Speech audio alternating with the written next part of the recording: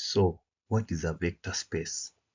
A vector space is simply a collection of objects. We call them vectors, where two moves always works. You can add any two of them, you can stretch or shrink them using numbers, and whatever happens, you never leave the collection.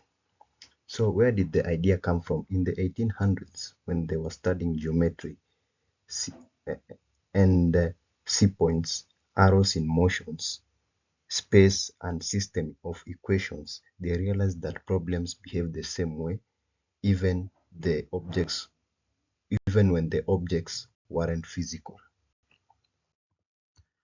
So vector spaces describe movement in games, physics simulation, 3D transformation, AI embeddings, everything linear in the universe. They are the skeleton of modern mathematics and modern computing.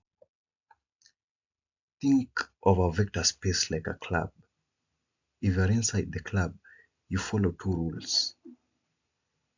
If two members team up in an addition, that if two members team up in this instance, we imagine when you add two numbers, they stay in the club.